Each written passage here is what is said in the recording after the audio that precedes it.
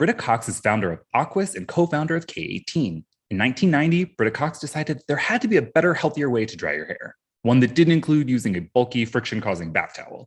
And with her ski industry background, knowledge of sports fiber technology, and an entrepreneurial mindset, she set out to find a fabric that alleviated the annoyance that she experienced drying her hair. In partnership with a lab in Japan, she developed the now signature proprietary AQUITEX fabric after months of testing. With this fabric, Britta was finally able to dry her hair the way that she wanted, protecting hair at its weakest when wet and resulting in a frizz-free, shiny, healthy hair and less dry time. Next came the iconic design. In 1999, Britta secured the patent for the hands-free wrap shape, which to this date is the gold standard for the hair drying turban category. With over 1 million wraps and towels sold every year, Aquis is a beloved routine staple across the globe, delivering healthy hair with less. Britta, welcome to the Volume Up podcast. We are thrilled to have you here with us today. Thank you, Jeffrey. I'm thrilled to be with you. All right, let's just dive in. For those who've been living under a rock and don't really know what you've been up to, please tell us about your background, including the aforementioned ski industry background. Like this and hair, and not necessarily a natural fit, but you've certainly made a career out of it. We'd love to hear how that sort of came to be. Yeah, certainly. I mean, the ski industry certainly is an interesting entry into beauty, but for me, beauty is just really about feeling your best with, and for me, it's less effort because I want to live my life, enjoy my life, and the less I have to spend time primping and doing that, the better, so we can have adventures. So in the ski industry, I was exposed to the first wicking fibers that were wicking sweat away from your body, that we were wearing under ski clothes to move the sweat away so we would feel comfortable as we're skiing and exercising. And that was my aha moment, when I, again, that as you introduced that horrible experience, this gigantic bulky bath towel that was sitting on your head, you're trying to do this balancing act and it doesn't work, it's crooking your neck, and then you take it off and your hair's still drippy wet. And I never really blew dry my hair. And so it was just, I was always postpone how often I would want to wash it. Just like, oh my gosh, the drying is such a hassle. So when I had my aha moment with like, well, if this material can move sweat, it's, can't we move water quicker and do something? Because this was very thin and lightweight. So that was my goal that I set out to. I want a thin, lightweight towel, comfortable to wear on my head, gets the water out fast so I can get out the door and live my life. And so, that was the time of, I went to the library to find, with microfiche, like who has invented these fibers and where did they come from? So I found the company in Japan. It was, a very large company, thousands of employees, 100 years old, just getting the attention of somebody, because I'm on the phone and faxing. There was, again, no internet, free internet, free all of that.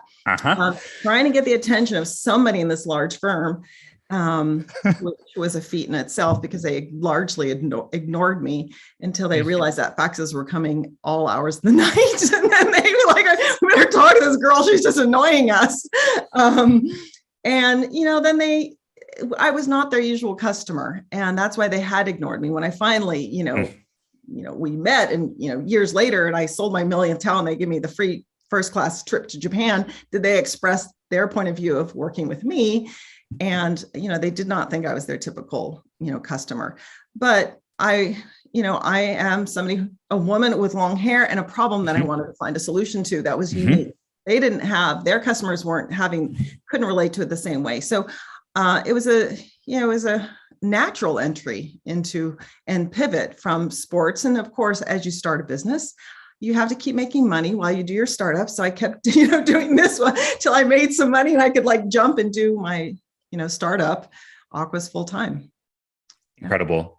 Tell us a little bit more about that personal hair journey. I mean, I think that our listeners, obviously they're beauty obsessed, they're hair obsessed. We all feel certain ways about our own hair, which leads us to do things like, for example, starting a company. What has it been like? Have you always worn your hair long? Do you sort of change it up with color? Talk to us a little bit about that. I grew up with very long hair. I had long hair all through college. Have naturally blonde hair, but as I've gotten older and even even post-college, I had to always highlight it if I wanted to keep my, blonde hair of my youth. But I've always been simple. I've been like wash and wear. I rarely use a blow dryer.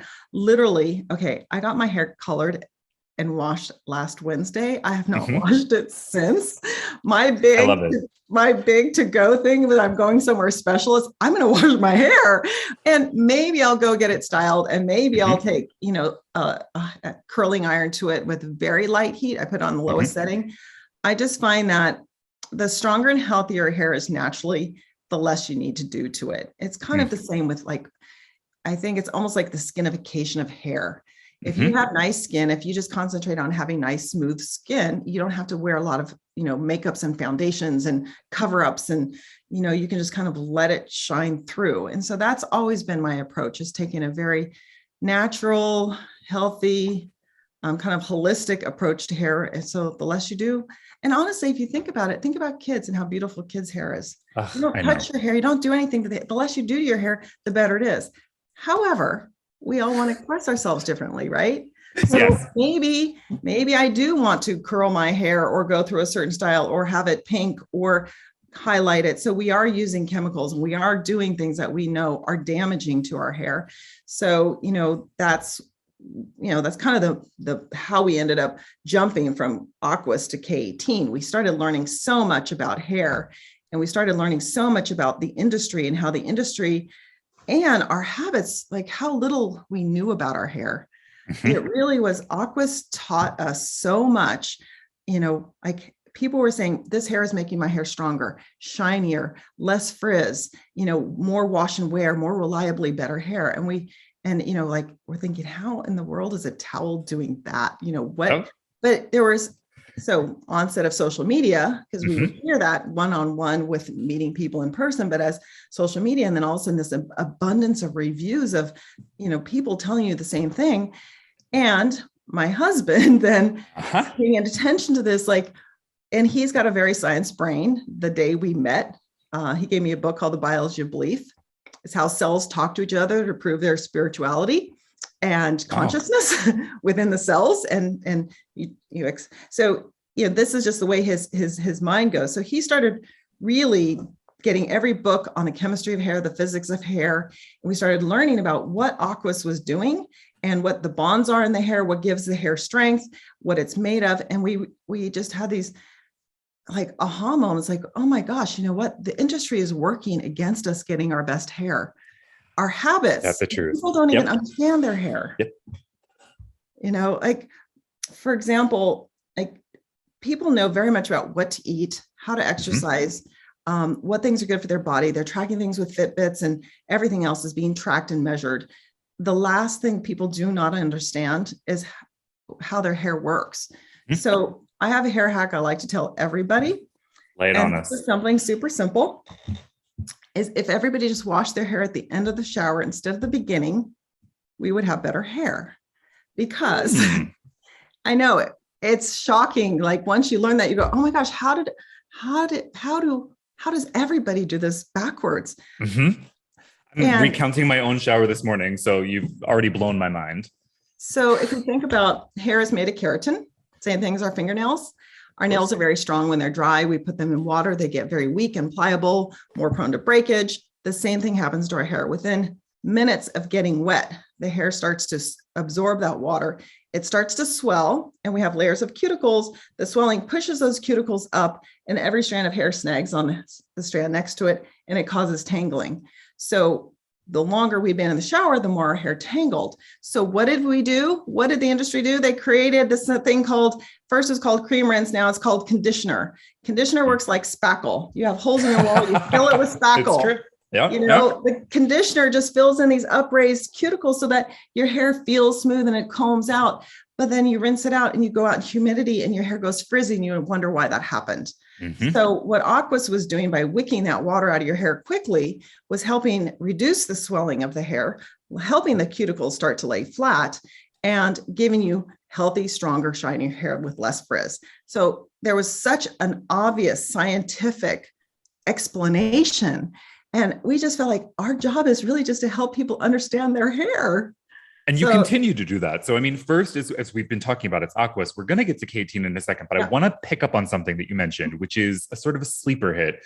You're Mm-hmm. working with your husband in a full-time. So you mentioned, again, his sort of science brain, your background. What is it like working with a significant other? Some people might think that it's a dream, others a nightmare. Would love to hear about it from someone who's doing this now, for several years.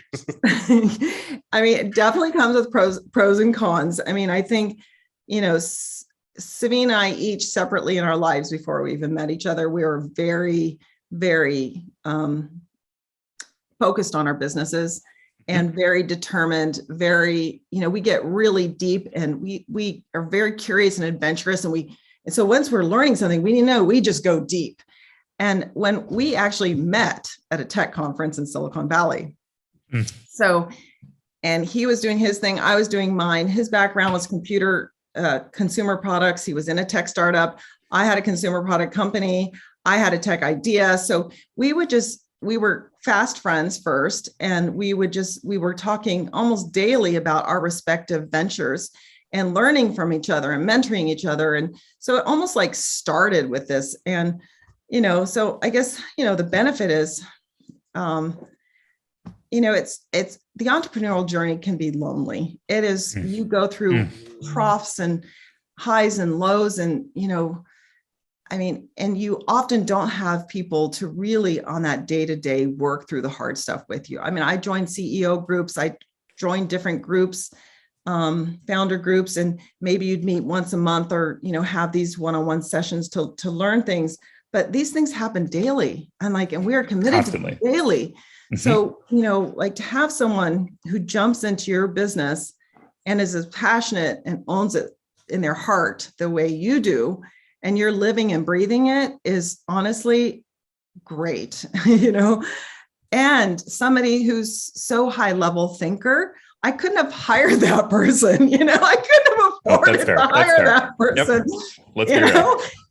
And it just, so, the downside is, we never get a break. We never have an off button. And I think we both even chose that in our personal lives before that. I didn't knowingly not have children. I always thought I'm so young, this is not an issue, and then time goes by and you're like, whoa, I'm kind of old, you're like, whoa, okay, a lot of time went by. And, you miss out on certain family things and different things. And I just think that we've both each been very committed because we love what we do. And as long as we're learning and doing new things, we're passionate. And, K18 is what really brought, honestly, new life into both of us also again in our business, because it was, such a game changer. And, we're going to get to K18 because this is, as you very well know, a cult product, a fate. Like, people are obsessed, and with good reasons. We're going to talk about that. But I do just want to peel back a little bit about Aquis in terms of, again, you had a problem. You sought out a solution based on your experience in a previous or prior industry. But what was it like to get this off of the ground? We talked about sort of you meeting your husband and your business and his and how things came together. I jumped forward about 10 years. Great, right. So I want to go backward. Let's go back in time. Let's talk about what it was like to get this off the ground, because that's, again, what our audience is really interested in. They know and love Aquis. How the heck did it get off the ground? Like, how do we get to 1 million turbans? Like, what? And honestly, I think a lot during COVID, a lot of people are looking and questioning what they're doing. So I'm talking to more and more individual people that I just know who just keep, hey, I got a question. I got this idea. I'm trying to start up something. And I had a conversation yesterday in the middle of everything else. And, yes, it's like, she's got an idea for a patent. She's like, what do I do? You patented, Aquis. How do you do that? Is it worth the money? Where do you do it? What does it really protect? Can you really defend it? All these questions you have. So, I think, and, my advice to her is like, first, you got to really just think about what do you want to do and how committed are you? And do you want to make this a business? And I knew right away that, I was full on in. And it's interesting because you have an idea and you go, wow, this solves a real true problem. So one, you could just got to ask yourself, is this a viable business? And for me, I'm like, every woman needs a hair towel to dry their hair faster. Everybody wants to save time. Everybody wants better hair. Every woman, every man, everybody. So I knew the market was big. So that was, check that box. And then, it's just a matter of like, can I get the global exclusive rights to this product? Can I make that? Can I make this product? Can I get the rights to this product? And then you just start making a daily list, just like we all make those daily lists. Like, what do I need to do this? First, like call and connect with the people who can make it. And then it's like, what are the priorities? It's so much common sense, really. And it is common sense. Like, what solution am I trying to solve? And what do I need to make in order to solve that solution? Fair. I mean, you're making it sound much easier, but it is maybe that easy too. I think it just, you really just every single day are, looking at things that are going to get you to that goal. I need to solve this problem. I got to create this product, and then you look at the market, who is this product for? How do I get to those people? And at that time, way back then, there, again, no internet, no D2C, no websites, so I made a list of who are the customers I need to sell to. And there was no beauty stores. There was no Sephora. Yeah, exactly. There was, even with the department stores, there was no place for another product. Every big, Lancome had their clinic, had their counter. They owned their space. And where did I have to think? I'm like looking at the store. I'm walking through the stores. I'm like, where am I going to go? Where is this product going to go? I ended up going to stores like Bed Bath & Beyond and what was linens and things at that point, and Stroud's. And then I went to Macy's department store. And I called the towel bar. I'm like, you're the towel bar. It's your job to look at towels. And this is a really special towel. And I literally got to the DMM and she's like, okay, we'll try 1,004 stores. This is going to be like Dancing Flowers last year. I'm like, no Dancing Flowers. This is not a novelty product. Yeah, not at all. You know that thing, that dancing, I'm Billy Bass fish that was like this popular product. Yep. No, I mean, this is something that everybody needs. So I knew, she's like, well, great. Come. Because I went to her with an idea. She's like, come back to me with a package and a name. And I'm like, and so because I had previously also had a lot of access to people in the designers and illustrators in the ad agencies. So I went to some of my friends and I had them help me make a package and come up with a name. Okay. Aquis is just the real word of water. Aquis. And so that was kind of a no-brainer. That name I felt really good with right away. And I knew I couldn't just fold it and put a towel up and say, hey, this towel is going to be, 3 times as expensive as your very big, heavy, bulky, big, thick bath towel. I need to explain what it is. So, I need to write it right on the package. What is it? It has to be in a package. It has to be folded. And it was the first time a towel was ever presented and sold as an item like that. So even in Macy's, I got did a nice display. So I created a display that basically looked like a napkin holder. I was like, stack them this way, hang one on the outside so you can see it, put a sign next to it. So I explain what it is. Yep. I mean, these things really were common sense, and it seems now it's like, well, this is a merchandising thing. Did you hire a merchant? Like, no, just like your consumer, walk through and think I think it is always putting on the consumer lens. I think that was one of the tricks, is always looking at it from the point of view is, what does the person need and what is their experience? If I want to buy a hair towel, I don't even know there's, this is a issue or a possibility to solve. No, it hadn't been done, and there was no real great place to go spontaneously. Like usually it'd be in the cosmetic floor or in a Sephora, people are walking in wanting to feel inspired, wanting to feel beautiful, looking for things, trying to discover things. You go to a towel department, you're looking for, hey, my bathroom's green. I want to set a green towel. What's going to work? Not very spontaneous, so I had to really whoa, I got to get their attention, and stand out. And, we ran newspaper ads, and so I honestly, for the first 10 years, I had not one salesperson, because one of my mistakes and being naive is I had too small of a margin, because I thought, this towel is already so expensive. Macy's was like, this is the price we think we can max sell it for. I'm like, well, I can live on that. Not really realizing how much you really need to spend on the marketing and all the markup. So I really didn't even have a commission for sales reps. So, I literally did all the sales for 10 years. yeah, I mean, it was just dialing for dollars. And, so I called on Neiman Marcus was an early customer. Mhm. And we got into the credit card mailers. So they did an insert there. So, so you just start being creative and finding the ways. And then as marketing the world changes, of course, you just always have to be open-minded and, looking at how the world is changing and adapting to it as it comes. So social media and the internet just allowed for a new way to access people. And, Yeah. so Let's talk about that a little bit. How is Aquis accessing people then now? I mean, in 2022, given all of the distractions, all of the things that are going on in the world, like how are you communicating with your customer?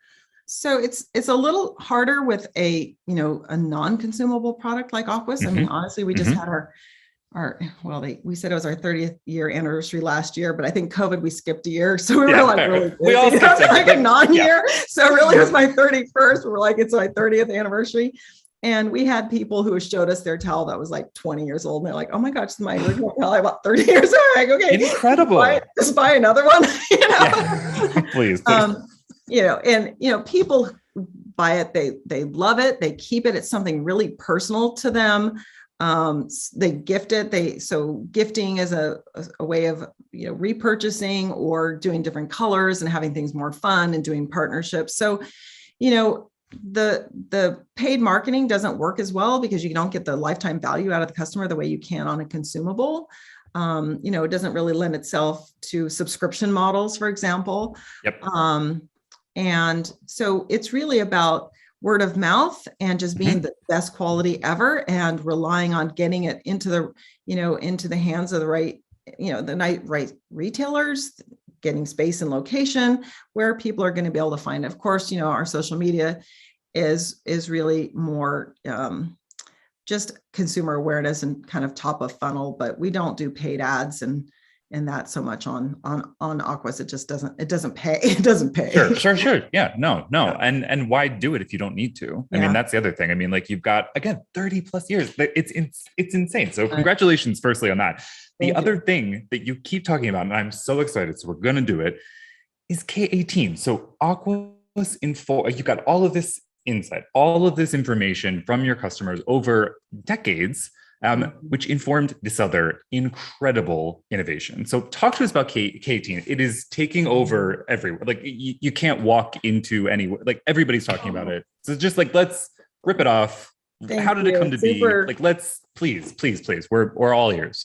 We're super excited. I mean, we the more we learned about the biology of hair, the more we realize how much there was that could be done in hair that has not, because everything was looked at it from a cosmetic chemistry.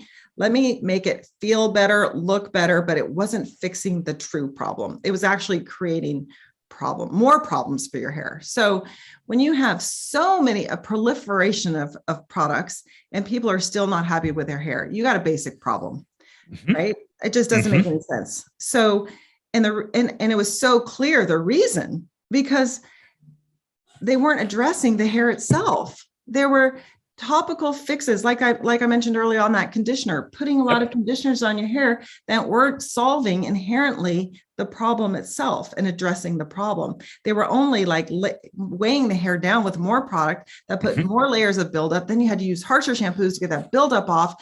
And then your hair was dried out. And then you were in this vicious circle of damage.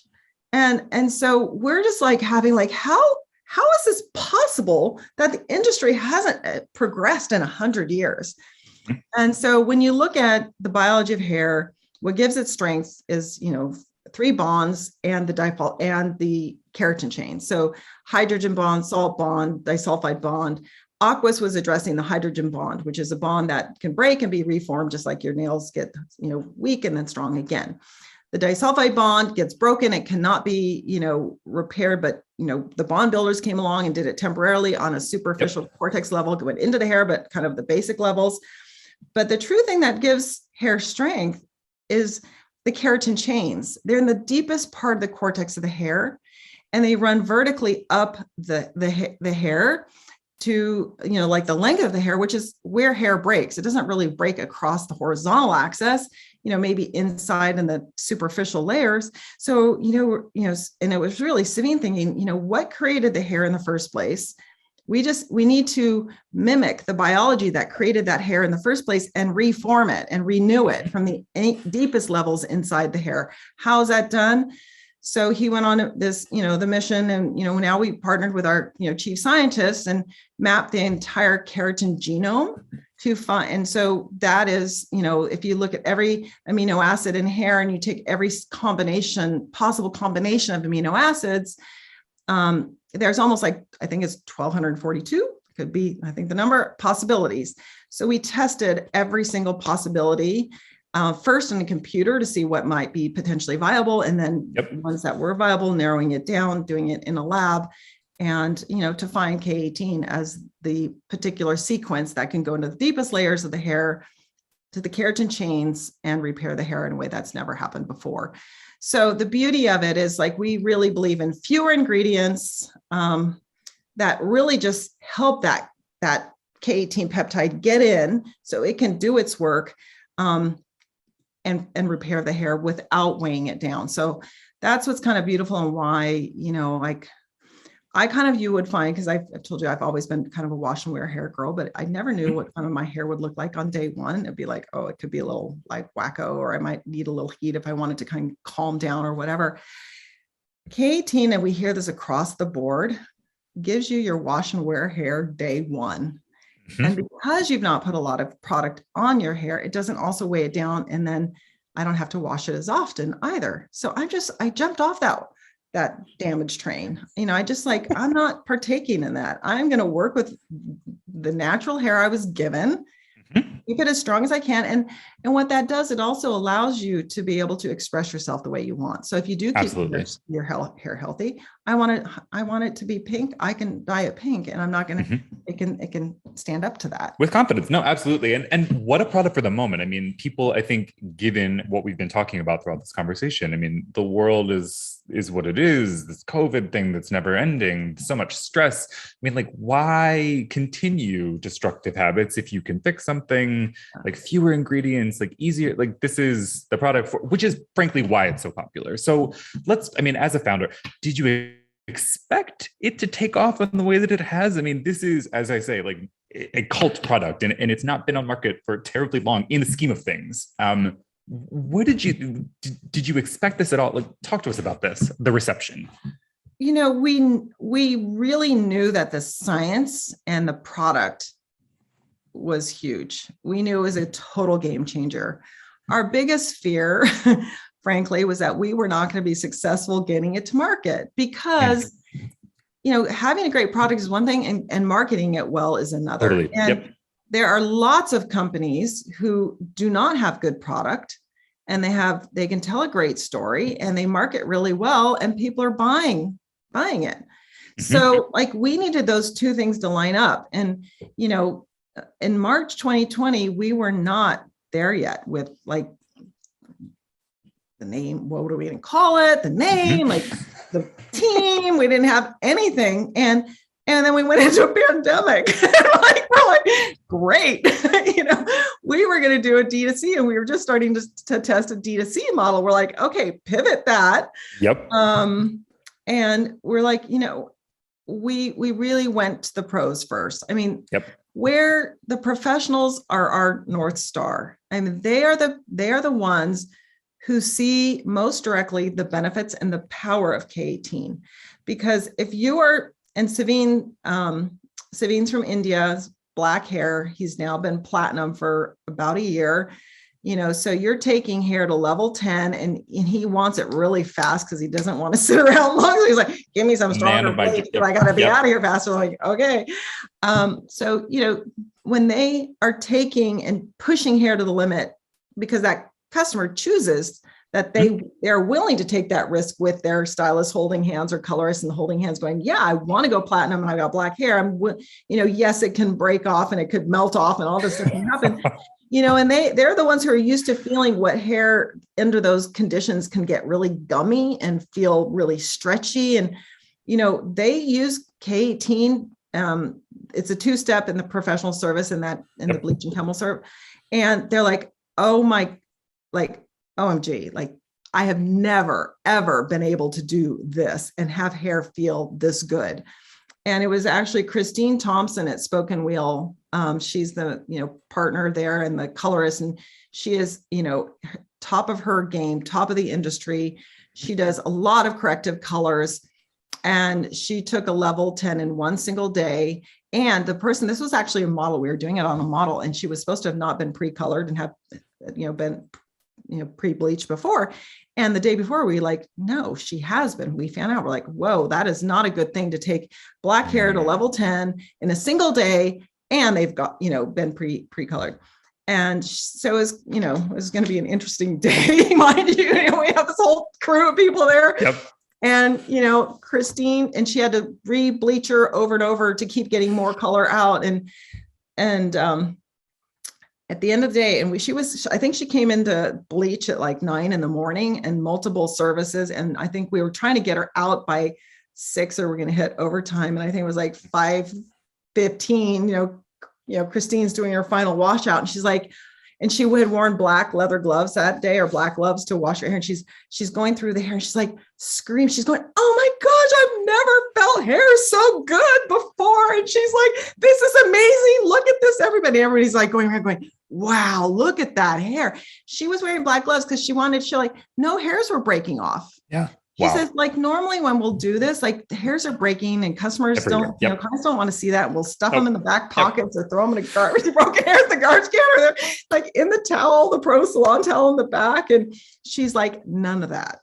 And it was just like, so those moments when that colorist, who really is the best in the business and knows what they can do and what they've been able to do in their past, has such a, profound experience with the power of K18, like that is the magic. We're like, we just need to, our job is to get it in the hands of more people using it, and it's game over. That's been our motto from the beginning, is like, let's get in the hands of professionals who really know and let them share it out.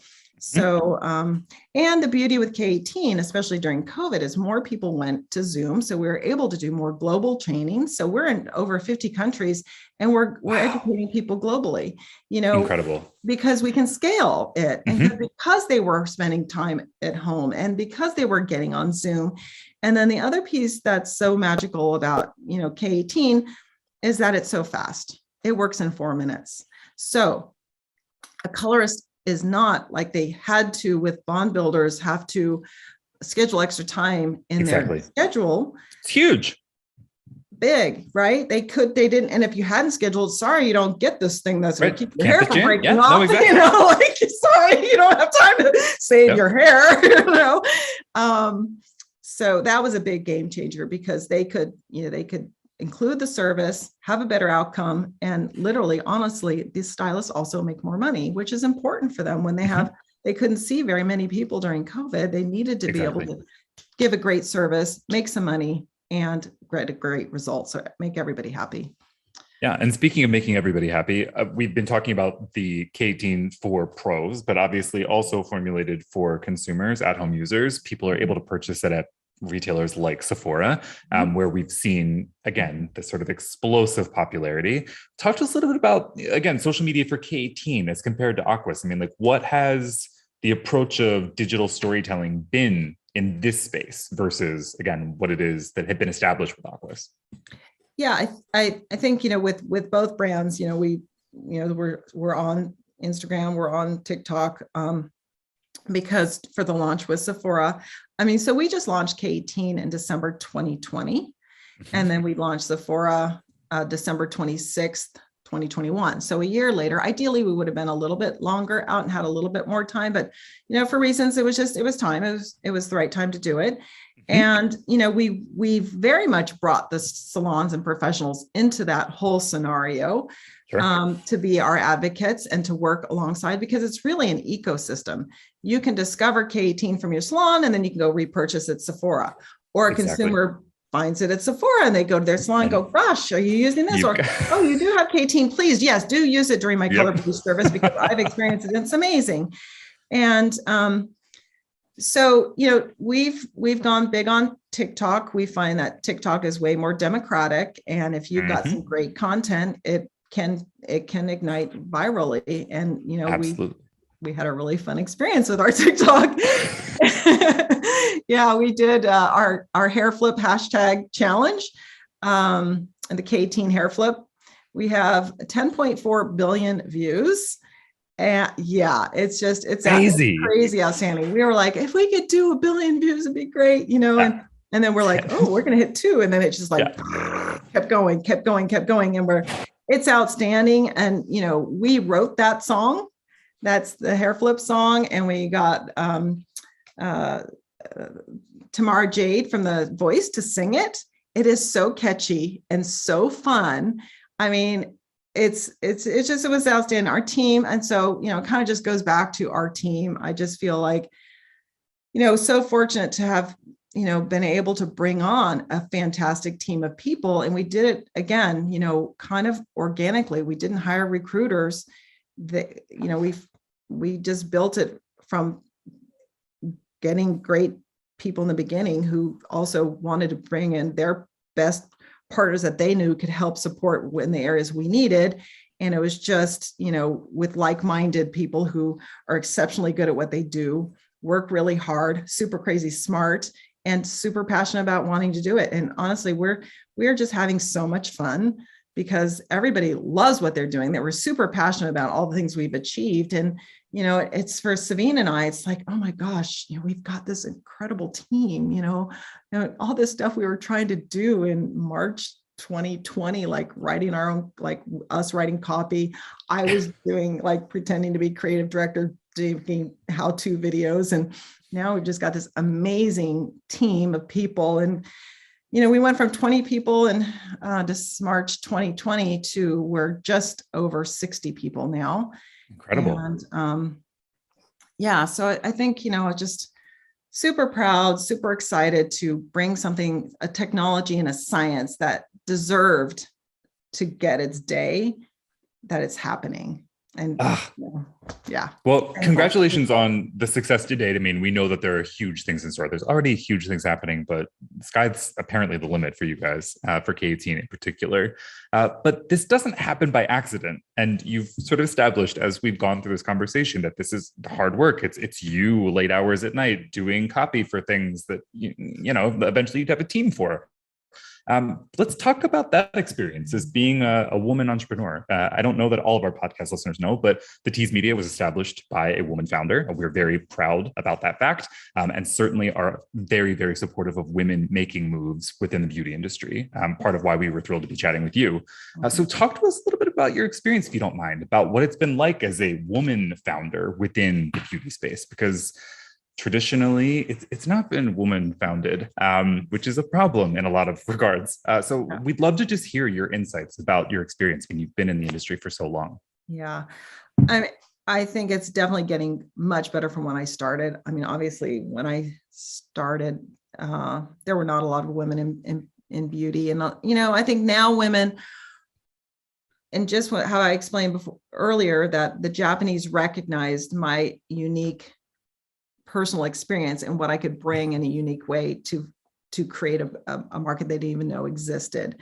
And that's where there's so many beauty founders now who do have unique voices and viewpoints and understandings of things to create products and bring them to market of what's truly needed and what women want. So I think, they're recognized much, much more now. That said, there's still a lot of the big companies and a lot of the executives still, are not as many women on the boards and as many women executives. So, that's still, because these are old, multi-generational family. Yes, absolutely. Established players. Yep. Yeah. Sort of entrenched in power, in fact, which is why, again, your success is all the more, I think, noteworthy, because it's sort of in spite of, there's all of these other obstacles and you have persevered through it. And I think that we're very excited to be able to chat with you and to share in your success. I mean, this is huge. And we're so excited that you sort of trailblaze for others, which is important. I mean, as women see the example of people like yourself, they're similarly inspired to like really, as you've even said, like they've reached out to you and said, I'm not really sure. I want to do this. I've got this idea. Like, should I pursue a patent? And the possibilities are really endless now, thanks to folks like yourself, which brings me to my question of what changes do you hope to see? I mean, you're at the helm of changing the industry in your own way. What else would you like to see happen to maybe open up space for other folks? Well, absolutely.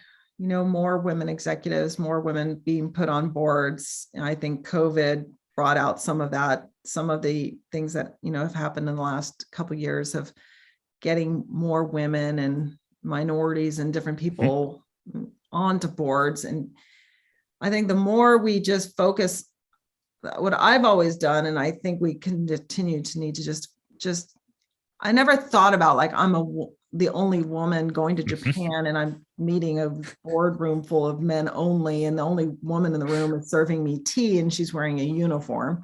Or they're hiring somebody to come to dinner with me to offset the woman thing with me. Like, in a previous life, I was in China in 1984 and lived there for 4 months. And those business people used to hire this opera singer to sit with me at dinner to talk to me to just balance it out, So I think you just have to not get hung up on like, oh, I'm fighting against them. You just do you. You just got to perform. You got to be really good at what you do. You just can't take things personally. You can't let fear limit you. You just have to have confidence to know you've got a unique thing you bring to this. And, whether you're as smart or smarter or willing to work harder, or you just have a unique viewpoint, just do it. I think you asked, one of the questions was, and I didn't even think about it, but Phil Knight was always and I can't think of but it like every quote that I love came from Phil Knight from Nike. Yep. And Shoe Dog, his book Shoe Dog, oh my gosh, amazing. And that's a guy who just persevered through everything, just like we all have to persevere as entrepreneurs, men, women. I mean, there's no easy path to doing it. There's no, leapfrogs, but I think funding is getting better.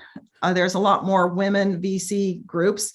Like Springboard Capital Management is one of our investors. They very much support women businesses. So there's more and more of these groups that you need to align yourself with like-minded people. And, rather than going up and beating your head against the wall talking to the wrong people who are just never going to let you break through.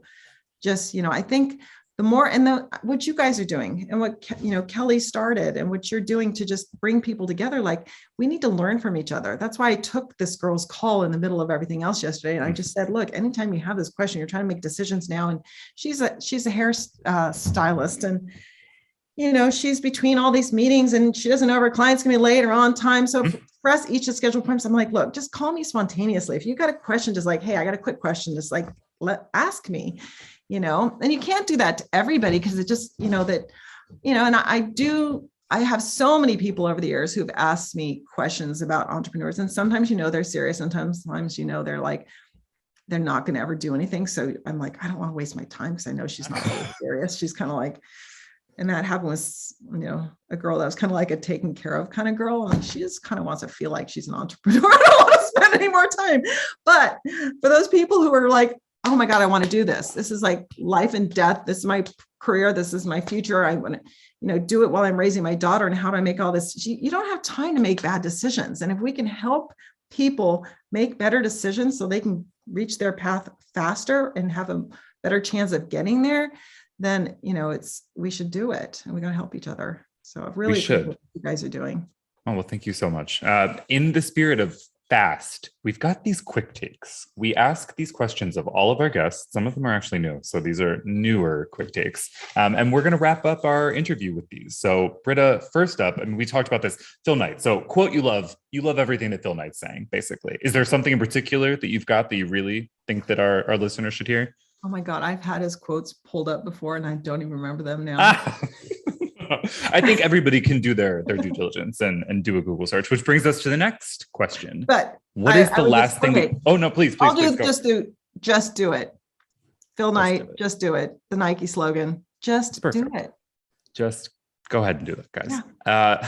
The last Google search of yours that you feel like sharing. I've been just searching on freaking Ukraine. Honestly, I'll have to tell you, I've been searching.